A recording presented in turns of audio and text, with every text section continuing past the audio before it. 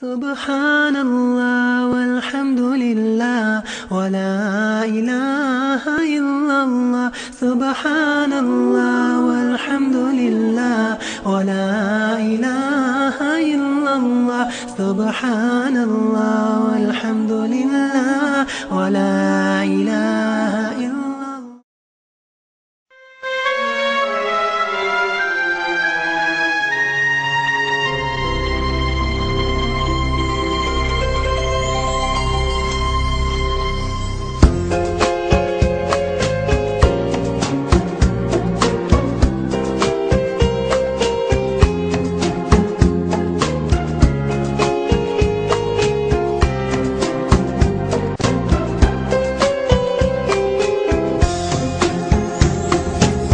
لو كان بيننا الحبيب لدنا القاصي والقريب من طيبة قبل المغيب طالبا قرب الحبيب بقربه النفس تطيب وتدعو الله فيجيب أنوار طه لا تغيب بلغنا لقاه يا مجيب فدتك روحي يا حبيب محمد مكرم الغريب بقربك الروح تطيب يا رحمة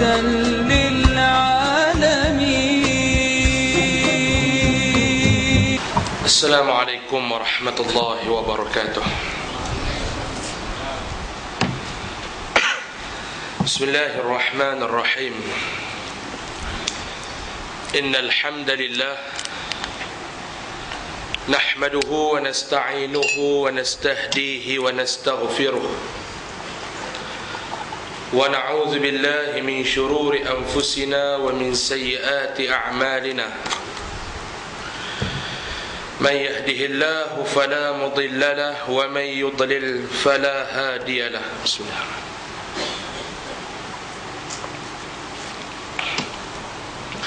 أشهد أن لا إله إلا الله وحده لا شريك له وأشهد أن سيدنا محمدا عبده ورسوله. اللهم صل وسلم وبارك على سيدنا محمد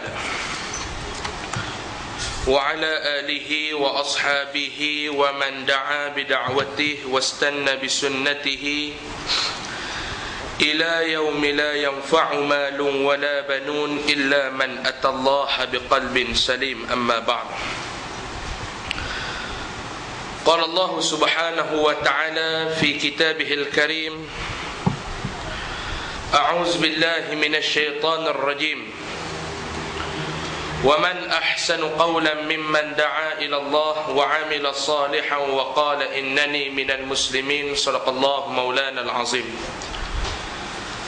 Tuan-tuan muslimin dan muslimat, hadirin dan hadirat, mudah-mudahan kita yang berada di dalam masjid pada malam ini dan berada di luar dirahmati dan diberkati oleh Allah Subhanahu wa taala insya-Allah. Alhamdulillah, kita mohon kita bersyukur kehadrat Allah kerana dengan izinnya pada malam ini dapat sama-sama kita bertemu, dan saya mohon jutaan kemaafan di atas kelewatan yang tidak disengajakan. Ustaz Husam ni kalau sampai lewat biasa, kalau sampai awal tu luar biasa lah tu.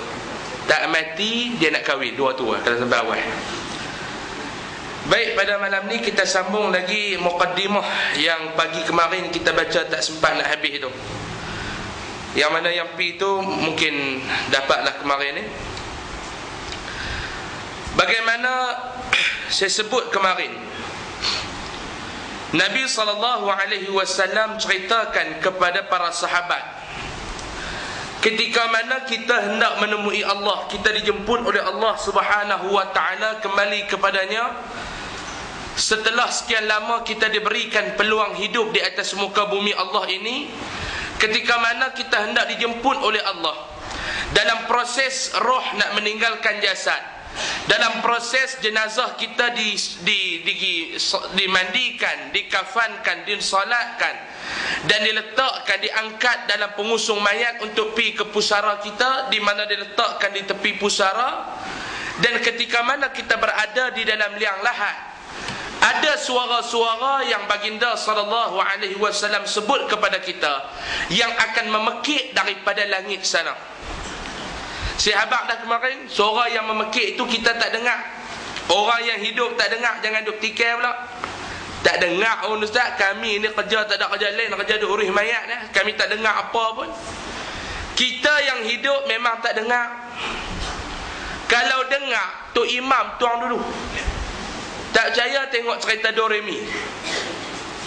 Tiga mana Mahmud Jun turun-turun rumah, mai AJK masjid. Mana dia mayat? Mayat hidup dah. Tok Imam tuang dulu. Mengengkang lari. Yang dengar ni orang yang mati tu. Kalau kita yang mati, kita dengar lah. Tak percaya, try mati dulu lah. Baik, kita sambung balik hari ni.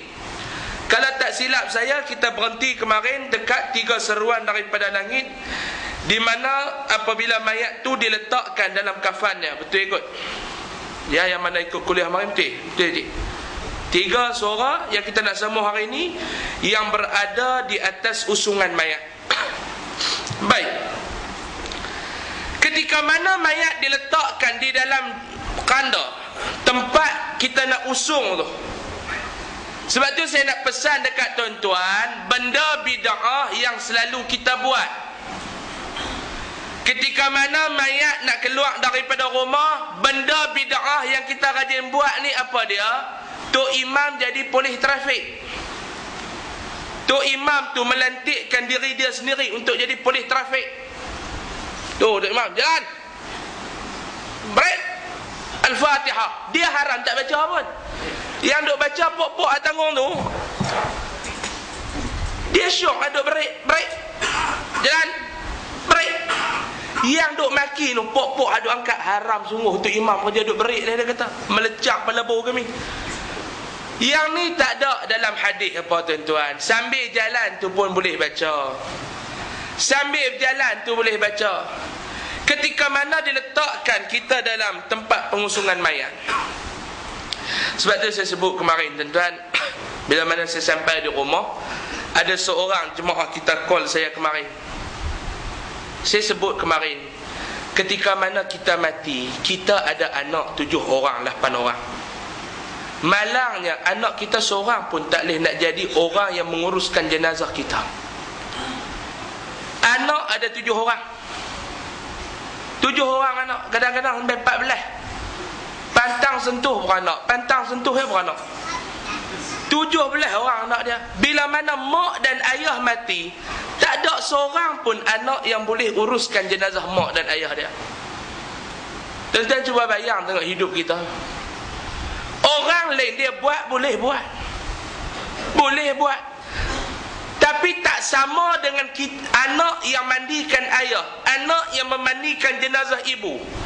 Beza bila anak kita buat, ahli keluarga kita yang buat, mereka akan buat dengan penuh perasaan kasih dan sayang. Bila nak mandikan, nak sabunkan jasad yang kaku ibu dan ayahnya itu, anak ni akan sabun dengan penuh perasaan kasih sayang. Macam seorang ibu. Ibu yang mandikan anak dengan orang yang mengasuh mandikan baby itu beza. Kalau mak yang mandi itu, mak mandi dengan penuh perasaan kasih sayang. Mandi anak dia, sebelum nak mandi itu pastikan air tak terlampau sejuk, tak terlampau panas. Mandikan anak dia. Kita mandi diri kita sendiri pun tuan-tuan. Kita hak mandi ni, hak hidup ni, kita mandi diri kita sendiri pun tak sama dengan mak kita mandikan kita waktu baby dulu ni. Itu yang kata naluri seorang ibu. Dia beza dengan bapak. Bapak ni kasar. Kasar, pegang anak tu, dia tunjuk. Tupak. Mak dah, mak lembut. Saya tahu, saya tengok laki mak saya mandi anak dia. Tahu laki mak saya, pak saya. Dia beza dengan mak mandi. Kita tengok ayah saya mandi adik saya dengan mak mandi. Orang lelaki ni kasar. Oh tu dia anak duk kocok-kocok pula dah. Tu dia pak. Tu dia pak. Kalau mak sayangnya anak. Yang kata mak mandikan anak, dengan kita ni, kita dah besar, mandi diri kita sendiri pun tak sama dengan mak mandikan kita. Tu kata kasih sayang seorang ibu. Kasih sayang seorang ibu.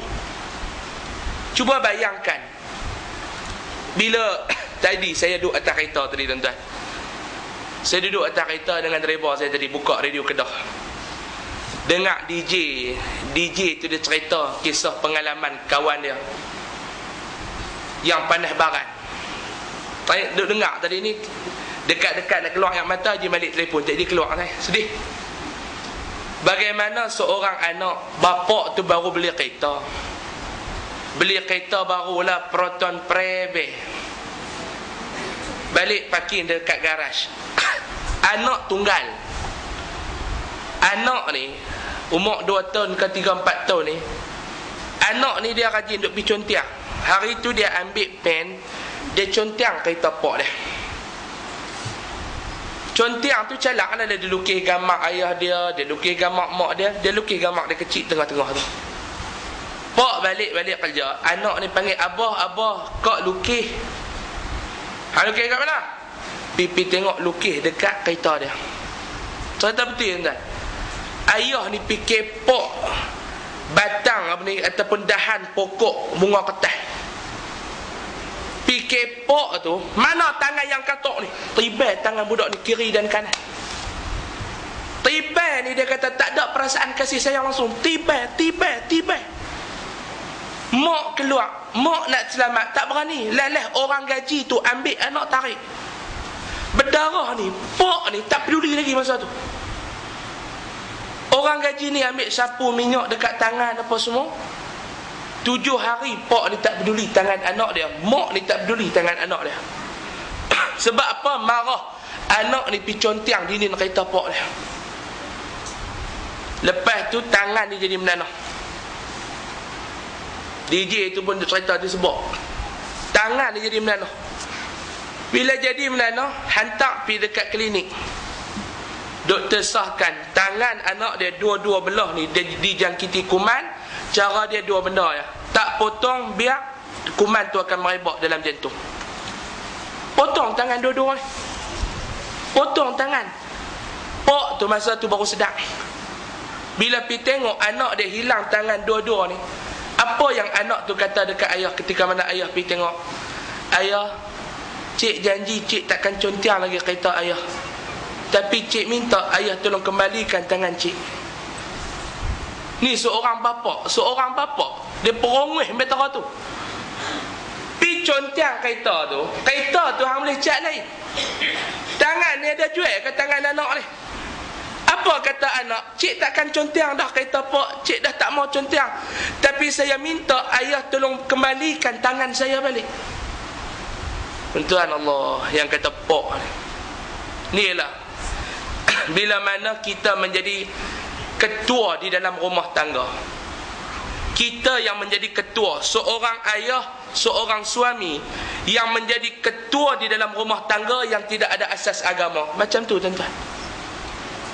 Sebab tu kita yang nak jadi ketua mesti ada agama, mesti kenal agama. Kalau kita yang menjadi ketua tidak tahu agama, kuliah tak mau dengar, orang ceramah tak mau pergi dengar, akhir sekali apa yang ketua tu akan buat kepada penghuni rumah tu? Seorang bapa buat apa dekat rumah tangga dia? Dia mentadbir rumah tangga dia tanpa ada nilai agama.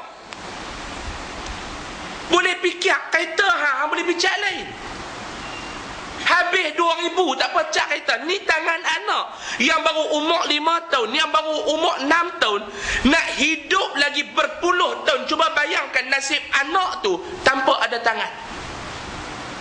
Tuan-tuan saya Allah, bila dengar saya rasa sedih. Sebab tu saya minta kita belajarlah agama. Ajarilah diri kita dan anak-anak kita ni dengan agama.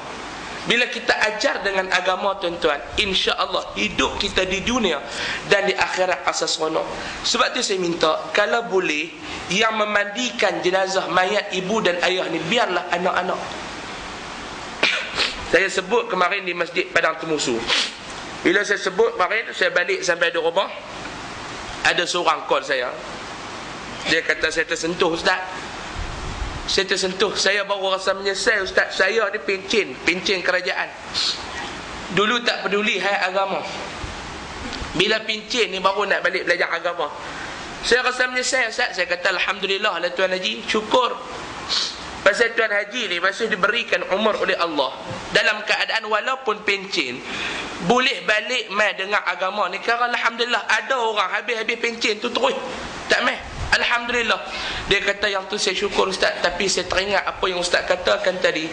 Anak yang nak mengurus jenazah kami ni Ustaz, saya ada 7 orang anak, tak ada seorang yang belajar agama. Saya kata tak belajar agama tak ada masalah. Berapa ramai yang belajar agama tak beramai dengan agama. Lebih yang tak belajar agama, yang ilmu dia tak tinggi, dia main mengaji tapi dia beramal, yang tu lebih baik. Dia kata, saya harap Ustaz saya boleh bimbing anak dan isteri saya kembali balik jalan agama. Saya nak macam Ustaz katakan tadi, yang menguruskan jenazah ni biarlah daripada ahli keluarga. Sama lah dengan ibu dan ayah. Tuan-tuan bila ada masalah anak-anak, tuan-tuan mai jumpa Ustaz, suruh Ustaz buat solat jenazah, solat hajat. Ambil sadih. Tolong mayang saya ajak ni, minta anak saya bagi perut pedai dia lembut juga saya. Ustaz buat boleh, tapi tak sama dengan mak dan ayah. Boleh nak minta tolong Ustaz boleh, tapi mak dan ayah tu dulu, buat dulu.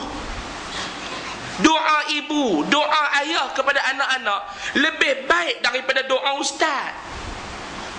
Ustaz dia buat, mungkin dia buat lebih kurang. Tidur tengah malam, duk garu-garu keluar duit 100. Dia apa pula ni? Oh, orang terus mayang hajat. Mangkit lebih kurang. Ustaz pun manusia. Allah. Hei, tak mayang pun 100.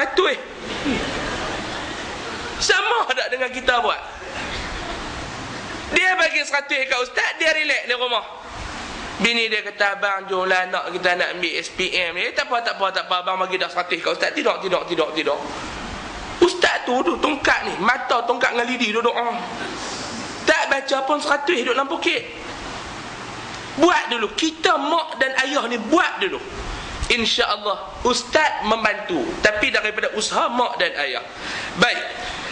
Ketika mana mayat diletakkan di dalam tempat pengusungan mayat, di dalam perjalanan kita ke pusara kita, kita duduk atas kanda tu, kita duduk dalam kanda tu, ada 3 suara yang membangkit daripada langit. Yang pertama dia kata, hai anak keturunan Adam, beruntunglah untukmu apabila amal perbuatanmu itu dikategorikan sebagai amal perbuatan yang saleh. Saya terjemah secara senang.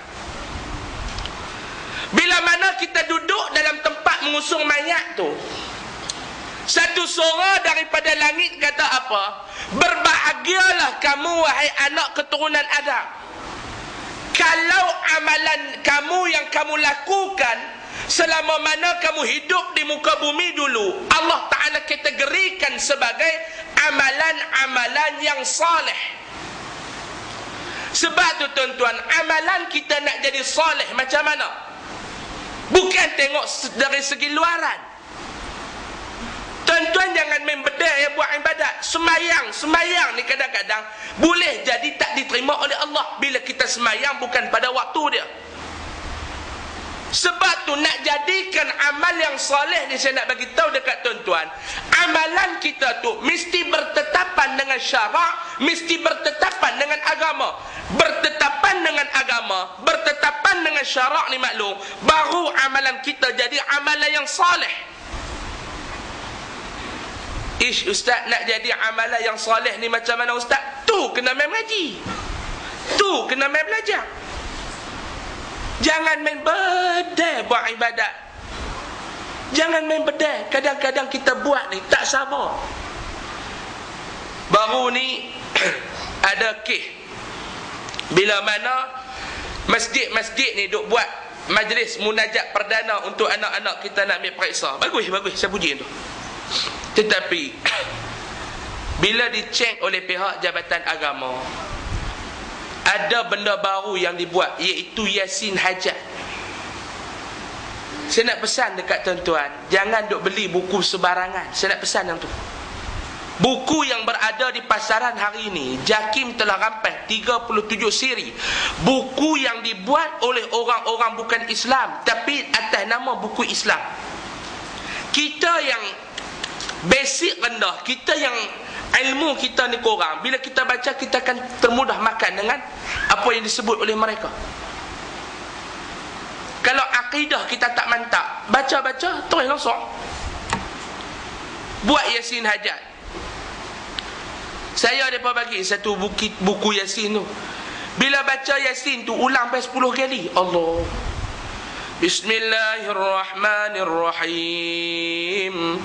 Yasin, Yasin, Yasin, Yasin, Yasin. Berapa mau banyak dah?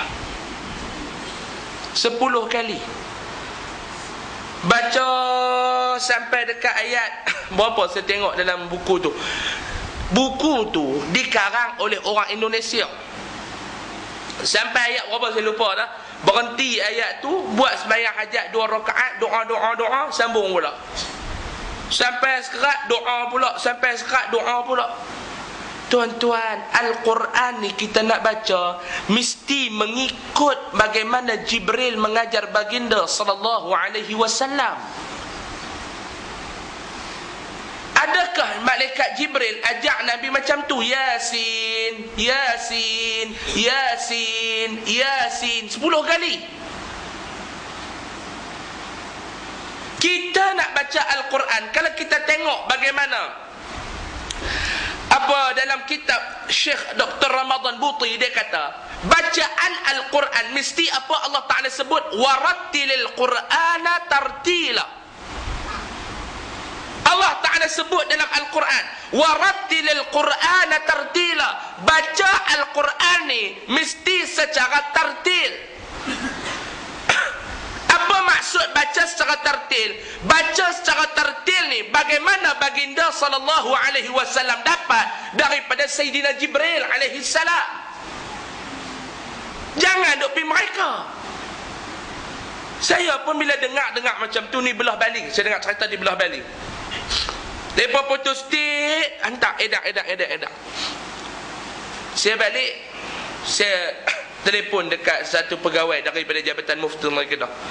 Dia telefon dia tak angkat. Dia pun tak angkat jenis mufti ni. Saya telefon pun dia boleh angkat dah. Tuan-tuan jangan nak marah, tuan-tuan telefon dia tak angkat. Anak dia ni telefon pun dia jarang angkat lah. Tuan-tuan lagi jauh lah. Sebab tu saya kalau orang suruh lah, saya bakti, kalau orang suruh saya kira ayah saya ceramah, saya lemah. Saya perasan tuan-tuan kira lagi senang kot. Kalau saya kata ni ada orang minta ceramah, oh tak boleh. Tak tengok jadual, tak boleh dah. Tu kadang-kadang saya kesian kat orang, saya pergi curi jadual dia, saya tulis. Tulis dia tengok ni bila aku terima tu. Orang dia tahu. Kalau minta cerai elok payah dapat. Biar dia pening. Bila yang aku terima, saya sengak pun tak tahu. Dia kata orang lain tulis kot. Dia tengok saya kata tak tahu. Saya telefon satu pegawai Jabatan Mufti. Saya kata ada tak dah diputus dan digazetkan dalam fatwa mereka dah mengenai bacaan Yasin macam ni. Dia kata tak apa Ustaz, saya kami cek. Dia cek balik, dia kata putih dah. Bacaan jadi ni sesat. Tahun bila yang putih ni? Tahun 80 apa lu ni. Jaga, nak jadi amalan yang soleh ni mesti mengikut dalam bagaimana Jibril mengajar Nabi. Itu yang maksud warattilil Qur'ana tartila. Kita pula duk pergi mereka buh Yasin sampai 10 kali, sampai sekat jalan duduk buat sembahyang hajat, duduk sujud apa pula. Ni rekaan kita. Sebab tu dia bukan mula reka. Tu yang saya sebut kemarin ni. Saya sebut kemarin kan, saya sebut bila kita nak berdoa, saya nak bagi tahu. Doa ni kata Imam Sayuti ada 3 jenis. Ada doa yang maksur, yang ni disebut dalam Al-Quran dan hadis, yang Allah Ta'ala sebut dalam Al-Quran, yang Nabi sebut dalam hadis.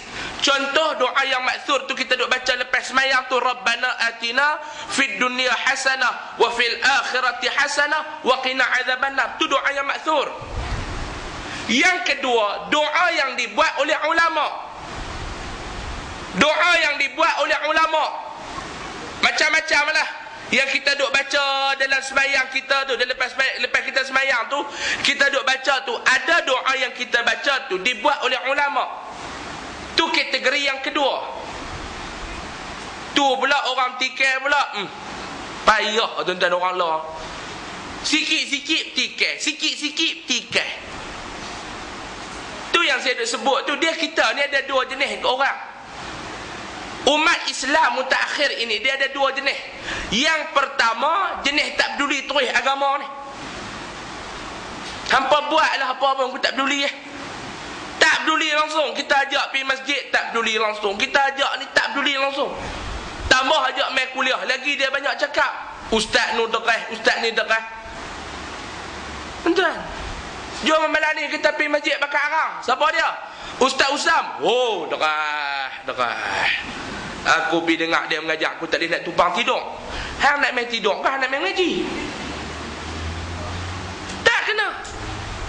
Duk malam esok, jom. Siapa dia? Ustaz Syarif Long. Oh, dia tu kerja cerai orang Tak kena juga.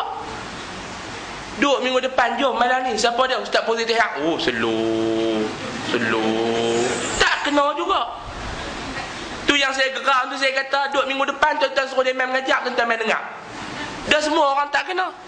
Hak tu jenis tak peduli langsung hai agama. Yang kedua ni, dia rajin terlebih, sampai kita pula payah. Rajin terlebih, baca hadis dia kerja kaji. Baca hadis ni, siapa yang riwayat ni. Oh, yang ni hadis dhaif. Oi. Baca pula yang ni pun tak ada hadis dhaif. Pasal apa ni? Yang rawi dia macam ni, periwayat dia macam ni. Oh, yang ni tak boleh ni. Rijal yang tak cantik, rijal yang tak bagus. Tak boleh. Lah apa pun tak boleh buat. Qunut bid'ah. Yang tu bid'ah. Dia terlampau rajin sampai kita pula payah. Tu rajin terlebih, hak tadi malas terlebih. Ni kita ni jangan lebih-lebih. Jangan lebih-lebih. Benda ni nak elok dia sedang-sedang dah. Dia duduk pertengahan, benda tu cantik. Kalau lebih, habis. Sayang dekat bini, dekat badan patut dah. Kalau dia terlebih sayang, habis. Sayang kat laki pun macam tu, takat padan patut. Kalau terlebih pun payah. Sayang dekat anak, takat padan patutnya. Kalau terlebih, problem. Macam tu kita ni, buat takat padan ni, jangan tuk terlebih sangat. Rajin terlebih pun payah, malas terlebih pun payah. Seelok-eloknya wasatiyah. Keluarlah. Dia keluar dah malam ni. Tu nak mula tu, jaga. Ambil yang pertengahan, seelok-eloknya pertengahan. Jangan terlampau terlebih sangat, rajin terlebih. Bila terlebih jadi lagu tu, tak boleh. Zikir Imam Syafi'i ni bid'ah, sesat. Pasal apa? Tengok pok-pok sufi ni, dia kata syurga tak mau masuk, neraka tak mau nak pergi. Tak kepelik. Oi, hang tu siapa? Hang ingat Imam Syafi'i tu siapa? Tokek nasi kanak pelita lah. Hang kenal tengok Imam Syafi'i siapa? Orang dia faqih. Imam Ghazali tak kena. Pasal apa? Pandangan masa ni Imam Ghazali tolak falsafah, tak mau. Mai pula sekarang kitab Ihya Ulumuddin dia kata tak kena. Bukan saya kata, ulama ni kata. Hak jenis ni yang bahaya ni. Dia cari gaduh, lepas tu dia suruh orang pergi. Dia yang mula mencetuskan masalah. Bila masalah tu dah timbul, dia tak berani, dia tarik orang ni hendak pergi tabuh dulu, kopi. Tabuh teruk, kawan tu kena teruk, dia tuang. Cukup tak guna jenis ni. Duk pelagakan ulama. Ni bukan saya kata. Ni imam ni kata. Imam ni yang kata dekat Imam Ghazali. Bukan saya kata. Hak jenis duk pelagakan ulama. Bukan saya kata. Ulama ni kata. Siapa yang kata? Ulama ni. Siapa dia ulama ni? Al-Albani. Pasal apa Albani kata macam tu? Imam Albani kata Imam Ghazali ni bukannya alim. Dia ni bak hadis kurang. Oi. Hai, ingat Imam Ghazali tu siapa? Tukang gunting rambut ke? Jenis ni tuan-tuan. Imam Syafi'i tak kena. Hak ni rajin terlebih. Sebab tu kita nak buat satu amalan mesti bertetapan dengan syarak, mesti ikut syarak. Bila ikut syarak, baru amalan tu dikatakan amalan yang salih. Baik, dia kata beruntunglah kamu wahai anak Adam kalau amalan yang kamu buat sewaktu kamu hidup di dunia ini dikategorikan sebagai amalan yang salih. Yang kedua, surah tu kata apa? Beruntunglah engkau kalau engkau telah bertaubat. Sebelum kamu nak mati ni, dia kata kamu boleh jadi orang yang beruntung. Kenapa? Kalau kamu ni sebelum kamu mati, kamu bertaubat kepada Allah Subhanahu wa ta'ala.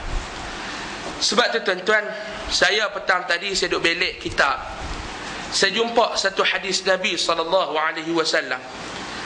Bila mana Nabi SAW bercakap dan Nabi berbicara kepada Sayyidina Mus'ab bin Umair bab taubat. Nabi kata apa? Nabi cerita, bila saya buka dalam kitab Fathul Bari, yang Fathul Bari tu boleh pakai nah? Yang Imam Ibn Hajar Al-Asqalani karang tu, satu lagi tak terpakai. Bila saya buka, Imam Fathul Bari kata hadis ni hadis dhaif. Hadis ni hadis dhaif. Tetapi kita merujuk balik kepada pandangan Imam An-Nawawi. Hadis yang dhaif boleh diguna pakaikan untuk tujuan nak menceritakan kelebihan beramal, nak menggalakkan orang beramal, boleh guna hadis dhaif. Baik, bila bercakap bab taubat, Allah Ta'ala dia punya pemurah, Allah Ta'ala dia punya kasihkan hambanya. Dia bukan syarat kamu bertaubat masa kamu hidup saja. Bertaubat ni sepanjang masa boleh. Bertaubat dan mengharap rahmat Allah ni sepanjang masa boleh. Sebab tu Imam Ibn Atta'illah As-Sakandari, dia punya rutin amalan harian dia, sebelum dia tidur, tiap-tiap hari dia akan beristighfar dan bertaubat kepada Allah. Ni wali tuan-tuan. Kita badik cengkuih pun tak ada lagi, bukan cakap wali. Wali ni tuan-tuan ni, saya nak abang, tuan-tuan faham wali ni apa? Wali ni ustaz, dia boleh jalan dah ya. Tu bukan wali, tu Cik Li. Cuba faham balik, wali tu siapa? Oh, wali ustaz. Wali saya. Awak pandang wali ada anak perempuan 3, anak perempuan ada. Wali nikah apa dia ada. Wali ni kekasih Allah, orang yang Allah Ta'ala sayang, tu lah wali. Baik, kita tengok Nabi cerita. Apa dia Nabi sebut? Inna rajulan yu'maru bihi ilan nar. Ni Nabi cerita bila mana kita mati. Tadi kita ni, baru tadi duk mati tadi. Tadi kita duk cerita bab mati. Bila habis dah mati, kita dibangunkan di padang mahsyar kelak. Ada dua golongan masa tu. Golongan yang beruntung dan golongan yang rugi. Golongan beruntung ni macam mana? Bila pengakhiran ataupun destinasi terakhir mereka adalah syurga, itu beruntung. Orang yang rugi macam mana? Destinasi terakhir mereka adalah neraka, itu rugi. Bila mana orang yang rugi, inna rajulan yu'maru bihi ilan nar. Ni orang yang nak pergi neraka. Nabi cerita, Allah Ta'ala kata sarip bendul neraka. Bila berjalan, ini bukan zarib dun, ni cerita contoh lah. Bila dia berjalan nak pergi ke neraka, apa yang dia buat? Fa idza balagha thulusat tariqi iltafat wa idza balagha ila nisfi tariq iltafat wa idza balagha thulusai tariq iltafat. Nabi SAW cerita, bila mana orang ahli neraka ni, Allah Ta'ala kata hang ni destinasi terakhir hang ni hampir neraka. Bila dia ni duduk berjalan nak pergi neraka, Nabi kata fa iza balagha thulasat tariq iltafat. Bila sampai dia berjalan sampai sepertiga, dia berjalan sepertiga lagi nak sampai ke neraka, sepertiga perjalanan dia beralih tengok ke belakang. Wa idza balagha ila nisf at-tariq iltafat. Dia jalan lagi. Dia berjalan-jalan sepertiga perjalanan dia, dia beralih belakang. Lepas tu dia beralih depan, dia jalan lagi. Jalan lagi sampai sekerat, sampai pertengahan perjalanan dia beralih pula belakang. Ni apa? Ni bukan jangan pandang belakang dah. Tu cerita hantu maklum.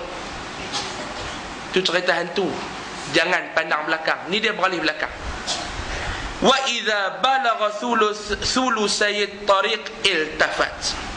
Sampai saja 2/3 perjalanan dia beralih lagi belakang.